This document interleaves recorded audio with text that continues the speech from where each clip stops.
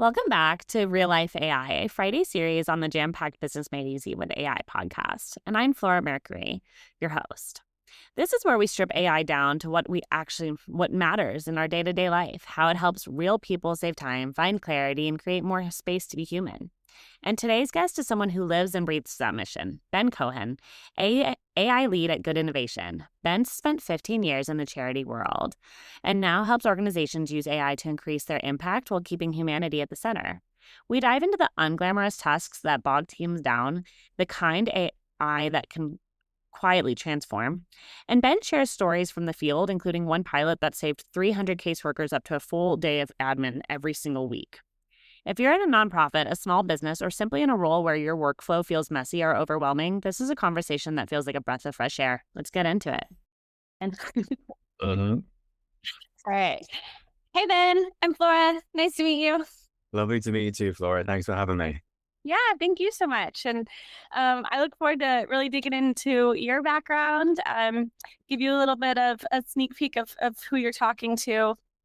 Again, I'm Flora. I work alongside Jam of Jam AI, and Jam is our AI thought leader. I think it's very, very important that I scream it from the rooftop that I'm still kind of like buddy with ChatGPT, and that's about the extent I use some for social media, but I am not the AI guru in the partnership. I talk all things real life AI. So like how people are using AI to make more time in their life and to like be more human. So I really dig into the human side of AI.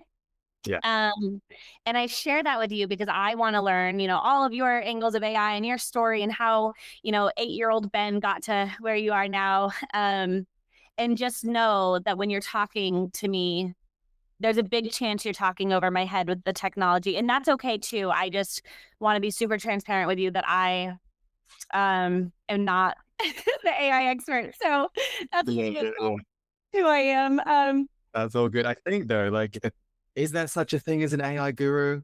I don't know. I don't think anyone really knows quite what's going on at the moment. So Good I point. think I'm with you. I'm with Okay. you. Well, how did you get into this crazy world? I got into this work. So I've been working in and alongside the charity sector for a good while. About 15 years now. That's been my kind of life's calling. And when I joined the sector, my first job was for a big cancer charity, and it was when the internet was a big thing. It was like, what are we going to do about the internet? It's a digital transformation was the buzzwords. So my first job actually was building a digital library for this cancer charity where they had all these incredible stories of like cancer survivors, and they wanted to digitize it. So that was my first job. And then got into a bit of digital and then innovation, which is where I'm at now. And then since I've been at the consultancy I'm working at, we work with just charities. When ChatGPT came out, it was just, I mean, like a million other people. Within a week, I kind of knew that would be where my career is going. And I guess my career is around just making charities have bigger and better impact in the world. And AI is one fabulous way, I think, of doing that. Totally. So I have so many questions. First of all, you said that you started your work when internet was kind of coming off. Did I hear you say that was 15 years ago? Because Ben, that wasn't 15 years ago. Yes, for the charity sector. This gives you a sense of, yeah, so you're right. Correct. The internet was in existence. The question of what do we do about about the internet was still a question 15 years ago. And even before that, I was the first career I thought I was gonna do, and I still believe in this, was a writer. So I was working in magazines before that when there was a big question of from print to online, and how do we have a business model, and what does it mean to publish a free online article, and how do we get traffic, and all those questions. So yes, have been interested in, I guess, like big technology change since that's happened. Right on. Okay. Thanks for clarifying. Um, Okay. and you mentioned tech, charities. charities, that's so broad, right? I mean, charities, Mm. you can be from one side to the other side. So you mentioned, working with a cancer foundation, and people who listen to this podcast, they know that my eldest is currently undergoing chemo. So you roped me in on that one for sure. Very important work. But where outside of AI and before AI, like, where is your heart in the charity space? Is that in the hospital space, medical, or pets, or like, what does that mean to you? So originally, I think when I first joined the sector, I didn't know it was going to be my career. It was one of my first jobs. As I mentioned, I started out thinking I wanted to be a writer and really enjoyed that. But working for the publication I work for, Vice magazine, they're a lot of fun to work for, but it You lacked a worked bit. for Vice. Worked for Vice, yeah, very fun place to work, but lacked a little bit, a little bit of purpose. And I had a ton of, yeah, for all sorts of bad reasons, like close family connections, family lost to cancer, got cancer, and I decided to kind of see whether I could move into the sector and use some of the skills I'd learned working for magazines and digitizing, I guess, print media and online journalism for good, essentially. And I found that job for a brilliant big cancer charity in the UK called Macmillan Cancer Support. They exist, as the name suggests, to support kind of anyone from the person going through cancer to their entire kind of family in every way possible through that journey. And that's kind of how I got into the sector. It's very much like cause first. It was something close to my heart.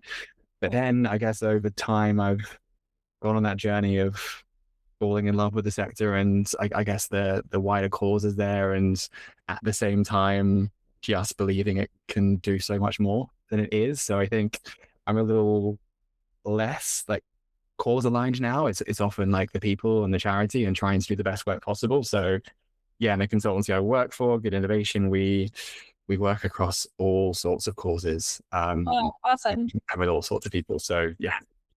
Very cool. And so tell us what do you guys do? I mean, you've kind of toggled on it, but like, tell us, what is the day-to-day work? Like, what is the tangible outcome that you guys offer? What is your service? Like, how are you actually helping people? Yeah, so we are a strategy and innovation consultancy. So I guess that's a mouthful, but there's roughly like 20 of us and a whole bunch of amazing freelancers. And we work with, at some point, pretty much all like the big and medium-sized charities in the UK and often globally, across pretty much every cause you can imagine, from religion to environment to the kind of health kind of causes that I talked about. And broadly, lots of different types of projects. We will help charities, in a nutshell, grow. So that could be growing their income or the supporter base, or the other side of the business, which is growing their reach and their services. And there's obviously a million ways to do that, whether that is through strategy, capability building, we do a whole ton of like innovation and new product development, or coming up with new ideas, to AI now as well. So I'm the AI lead there, and we help charities onboard AI and think through what it can do to help them deliver more impact, essentially. So, okay. So writer turned a digital libraryist. I made that title up. For Macmillan Cancer. Then you moved straight from there to this consultant agency, where you're kind of taking best of both worlds, and you're diving alongside AI to help support innovation in these charities. Am I kind of following the journey? Pretty much. There's one stop in the middle. But yeah, so after the digital library role, I ended up joining the innovation team, which was like a brand new thing for the charity sector. Okay. And that was when the Ice Bucket Challenge happened first time round. If you remember that one, that was one of my first projects to work on in the fundraising innovation team. And I just loved that. Like, that was a team where we were aimed at coming up with new ways to help a charity make more impact, which was really, really cool, really fun. Loved it. And then I moved to the British Red Cross, so another big charity, and set up their innovation team from scratch, which was a big job. It took me about 5 years to get it right because it was a big, old, amazing, creaky organization, but absolutely wonderful in every way. And I still love it. But yeah, it was a big job kind of helping them kind of work differently and use different techniques and move a bit quicker than they used to with kind of fundraising innovation. So it was, that was myself in the middle. And then I got to where I am now, which is good innovation. Yeah. And how do your clients know that they need to work with you guys now? I mean, I feel like you mentioned these big names like Red Cross, right? Like people know Red Cross and people, they know like, oh, like I need Red Cross in this situation. And but how do organizations know that they need the help with strategy and innovation? Yeah, in all sorts of different ways. But I guess like most consultancies, we're relationship based. So we've been working with the sector and alongside the sector for 14 years. And a lot of us have worked in the sector and have those relationships. And I guess similar to any consultancy, right? It's kind of there when you don't have the capacity or the time or the skills to kind of deliver some of that work. And especially when it comes to like AI or strategy or innovation, it's often the skills, the expertise need to be brought in for those things. And also we're really good at working on some of the most important things and doing it a lot quicker than an internal organization is kind of allowed to, in a sense. So I think there's a lot of value in that kind of like pace and expertise wrapped into one, I'd say. So I know you need to, be cautious with mentioning organization names, but what does a day-to-day look like for you? Like what does that look like to bring those efficiencies to these organizations? My day to day, it can be incredibly chaotic. So it can be all sorts. I guess because my role is kind of I guess floating between and overseeing a whole bunch of different projects, which could be any number from about 3 big projects to 5 or 8 or 12, and they can be anything from big transformation projects where we've been brought in by the CEO or leadership to completely rethink like how a charity delivers their mission.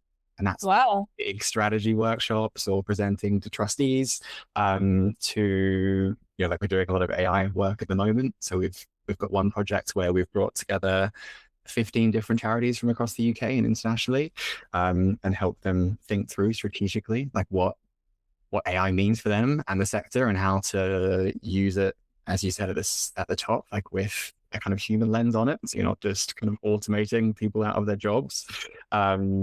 And So in what ways though? In what ways? I mean, are they using this for content creation? I imagine there's a little more of a level up there. Like in what ways are they using AI to help support their growth? yeah, so we definitely started that project. Our first cohort was just over a year ago. And I think every charity of the 10 that came into that, was not particularly using AI in like any kind of structured way. And I think a lot of charities and businesses are there right now still, right? Just kind of like floundering around, like we should Totally. be doing something, but what is it? Yeah. I think we've now gotten to a point where everyone in the sector's agreed, like, yes, we should be doing something. But what that something looks like, there's no like exact playbook. So I think every charity is approaching it slightly differently, which is kind of why we pulled that project together. But to give you like some, I guess, tangible examples, I think a lot of the wins is like I love repeating this, it's the really boring stuff. It's the stuff that'll like never make the news. It'll be like the operations team who get like 30 different emails and calls from internal teams now have like a bot that's trained on all their kind of policy materials. Quite boring, but that will save that team like hours a week. Yeah. We're working with a homeless charity right now, and we've just wrapped up a 3-week pilot with them where they've got this huge team of something like 300 caseworkers that go out and speak to people who are homeless, potentially becoming homeless or kind of on that journey on either side. And as you can imagine, it's quite like a rigorous way. They need to take notes and capture how each case is going. They have a lot of admin time in every week. And there's this tool we've been piloting with them that's saving them now like half a day to a day a week of kind of admin times. They can now go and speak to homeless young people rather than filling out kind of admin forms. And that's super exciting, but really cool. Yeah, well, but how do you quantify that? Like for, I imagine for your purpose, like you need those case studies to say, hey, what we're doing is actually working. But how are you guys having them come back to you and say, yeah, it just saved us a day and a half? Like, what metrics are you using for that? Yes, we're running 7 pilots with that charity right now, and our approach to pilots is um just bringing a lot of structure to it, so rather than just like throwing a tool at someone and being like, here's ChatGPT, like go and do something wonderful. um we have quite a structured process where we start and we sit down with each individual team and not talk about AI, but talk about their job and their life, and kind of like what it means to deliver the work they're meant to be doing, and what's the most important part of their job, and how they currently do it, because no one really has Mm. this like perfect process flow. Like I think businesses and charities are just incredibly messy, right? They're very Yeah. human. It'll be like, like Linda over there knows this one thing that no one else knows, and Gary Oh, over there, like if he leaves, we're screwed. yeah. You need to kind of know all these things. So that's what I think I love about it. It doesn't start with like the tool. We kind of just really understand like what's the most high value bit. Where are they doing things that they just don't enjoy, or is just like quite low value work? And could we automate some of that? Could we help them do more of that high value work? And then it's kind of setting up a pilot and matching them with a tool, or building a tool, and then running quite a structured process where we check in with them every single week. So it'd be like, Flora, how'd your week go? Like, did you use the tool? And we've, the basics there of like project management, getting them to fill out a spreadsheet, mapping out the timings and starting to quantify like, okay, that's a day a week saved. What does that mean for like cost savings? What does that mean for like a reallocation of time? And then the business or the charity can then make a decision like, the tool costs X amount. Often they're quite cheap, right? And this is what we're getting back for it. So they can make a decision based on actual data rather than just kind of throwing a tool and hoping it works. Yeah. Wow. So Ben, I have two nonprofits and they're about this big. Going on for a few years now, and they're kind of self-sustaining, and but one of my You run 2 nonprofits? yeah, I mean, I have at this point, I've kind of teams that do them, but I resonate with you in that space. But it's very clear, like my nonprofits are like this big, tiny.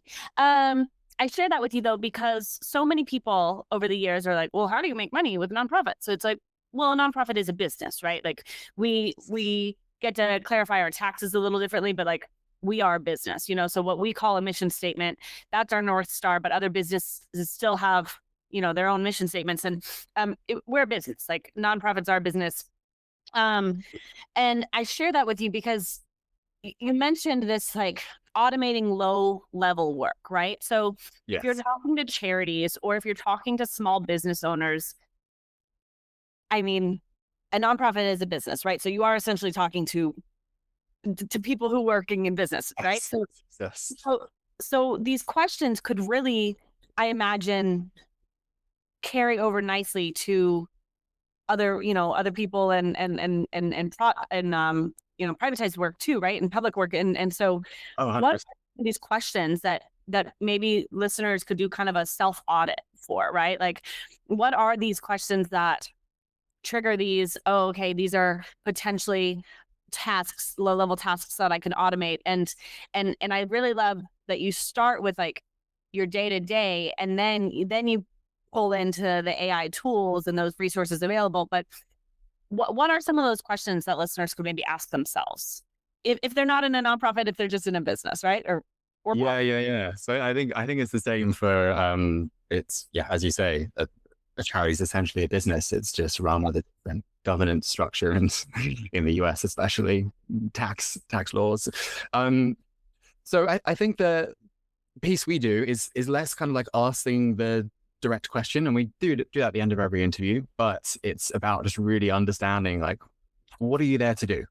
What's your team there to do? Is it to in the homeless charities case, like place kind of homeless people in housing and get them on the journey and support them there, like, and then we understand, okay, what are the tasks and the workflows that you currently have to actually do that big thing, and what are all those like little tasks you need to do on the side. So it's closer to, I guess, like ethnography. My dream of doing this is like embedding in a charity and like shadowing people and really understanding their day to day, and then and then recommending it. But the obvious Very hard question, question. go on. Like, that's a very hard question to have people pinpoint, like, what they do during their day, right?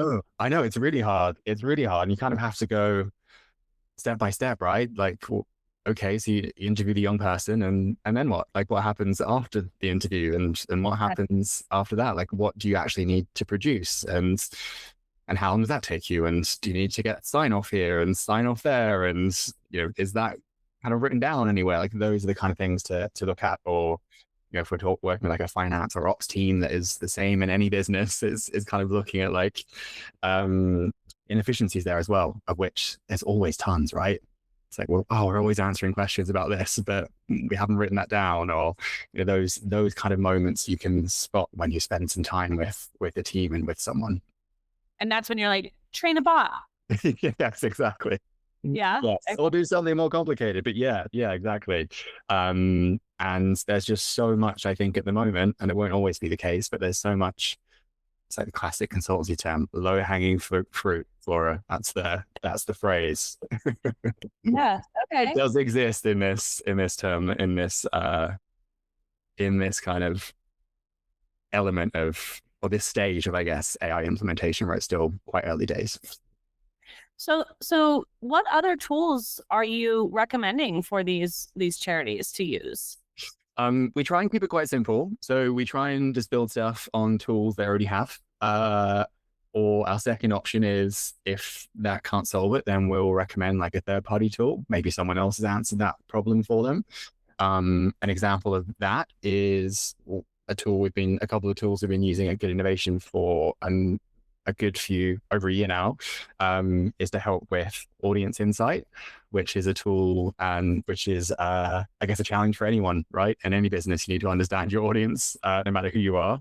And we've been working with a couple of partners in this space where you can run AI-led interviews. I don't know if you've seen any of these tools. There's a couple out there now, where the AI will actually interview a human for you and write up the summary, and you can get the AI to go out and interview 1,000 people within 24 hours. Notebook LLM does this, right? Notebook LLM will like analyze all of the data afterwards, but it won't actually run, unless there's been a feature that I'm not aware of, it won't actually do the interviews for you. So this is like a conversational AI where it will like run the interviews for you. And I'll kind of get ahead of myself and say, not a replacement for like a human interview. These are always the best possible interview. But if you're short on money, short on time, or want to use it in a way where you normally wouldn't kind of invest a lot of money and time into human-to-human interviews, it's a really great way of kind of getting some insight and using AI in quite an interesting and new way. So that's I guess another example of things we've been doing. So I don't want you to give away your secrets. And I'm happy to give away all secrets. Don't worry. What is your like tool stack? I mean, what is your, you can't imagine companies or charities, have gone on so long without using tools A through C. Like what is that stack for you? The number one is ChatGPT or similar. This is also true on Claude. This is also true on Gemini. Just getting really good with your team at creating custom GPTs in ChatGPT. You can do so much with them. They're like your little custom AI agents, right? And agents is an overused term, but your custom kind of AI bots. And just using natural language and linking them up to documents or knowledge they need, like you can answer probably like 80% of the challenges that a charity or business has. And then only then you should be looking at those kind of like specialist tools. And there's some really amazing ones. Like I mentioned, the kind of tools like Yasna and Outset, which will do AI interviews for you. They're really cool if you're like an innovation or insight agency or do that in your day job. Notebook LM you've mentioned is a magical tool if you're worried about analyzing any data or information and your main concern is the AI making stuff up. Notebook LM has been designed to stop you doing that. And then there's all sorts of wonderful tools for like quite niche use cases, like making slides. Gamma's really great at that. I don't know if you've tried that. Yeah. Right? It's really cool. That's kind of stuff that can save you a bunch of hours per week if you're kind of constantly making slide decks, as us consultants generally are. And then we've got about 20 others that we kind of like have in our toolkit that we pull in and out of depending on the task. And we've got ones we've like built ourselves as well that are quite simple. So we've got an amazing part of our business called Good Futures, Okay. where we've got this amazing futurist and trend analyst, and they do a lot of the work for the charity sector in the UK to look ahead and like get you kind of head up above the parapet and think through what's happening, what are the trends, what are the futures that could impact the charity sector. And they publish amazing reports, and we're about to publish some like 2026 tarot cards that the sector can use, which will be really fun. And we've trained an AI agent on like years of the trends and reports, and that's our like little kind of AI futurist that we kind of use on projects, which is really fun. Wow. And you mentioned earlier that you guys have about 20 on your team. Yes. But I mean, you guys are doing a whole lot. That's an efficient 20-person team. Yes, it is. It is. I think when I joined, I was like, oh my God, like there's only this many of us. It's definitely a consultancy that punches above its weight in kind of human terms. But I guess we've also been really early on really leaning into using AI tools. And we've had lots of conversations actually around what that means for us going forwards as a consultancy, because everyone we work with also has access to ChatGPT. So us using ChatGPT is not particularly unique or interesting or why anyone would ever want to work with us. So we've kind of started codifying like what working and thinking well with AI looks like for us, and thought through like how to actually build in and make sure we're not losing any of those like slower moments where the magic happens in a project, where it might just be you with a pen and paper thinking through a challenge, or you might just pull someone aside or run a little human workshop. And we've been thinking really hard around like how to use AI to actually automate and work with it in quite a healthy way, and then actually use it to reallocate some time to some more interesting thinking. So we've found that we can actually, get faster in projects, but it's not about efficiency. It's about kind of saving time for that higher level thinking and more strategic work, which is a journey we're going on, but it's not something that I think a ton of people are talking about. So I think it's a really interesting challenge, like how not to just cognitively offload your work and your brain starts rotting over time, right? It's not a good way to use AI. Well, and I want to be respectful of your time. And you mentioned the tarot cards, so I'm gonna mention a crystal ball. What if you had a crystal ball? Where will you guys be in 5 years? Oh, as a consultancy, Yeah. where we'll be as a consultancy, I would love us to kind of keep going up the value chain. I think the charity sector is brilliant and beautiful and has some amazing people, but they're overworked, they're underpaid, and I would love us to play a big part in helping to transform at its core how some of the charities amongst the best causes in the world actually kind of function, so that they're more efficient, more impactful, and to kind of using the likes of AI to deliver impact in new and interesting ways. I'd love us to get there. Awesome. You will. That's what. Well, before we jumped on, I was like, how was your day? Blah, blah, blah. And you're like, great, it's been a heads down day. So is that what the rest of your day is going to look like? Are we getting off and you're going to head back down? Head back down. It's very rare. I haven't had a heads down day for seemingly years. It's been a nice day, but this has been a lovely way to kind of break up. Well, I appreciate you. I'm going to step out of place a little bit, maybe get some fresh air before you go back, head down. Just Yes. a suggestion. Take it or leave it. No, and keep doing great work. I mean, I met with an ecologist a few weeks ago, and she is using AI to work on like saving the moth population in the Northeast with the Dartmouth private. I mean, she's just so cool, and she counted white leopards and the Himalayas. Anyway, and we had this conversation about like, well, AI, like a lot of people say AI is like bad, and she's like, yeah, AI is a tool. So like, the good people can use it, or the bad people. The bad people are going to use it. So like, let's use it for good. And you are just like a prime example of using it for good. So thanks for all you're doing. Thanks for all that you've done. And, best of luck to you guys and anyone who has a chance to work with you all. Amazing. Thanks, Flora. Lovely to meet you and enjoy that conversation. Talk soon. Thanks again. See you later. Ciao.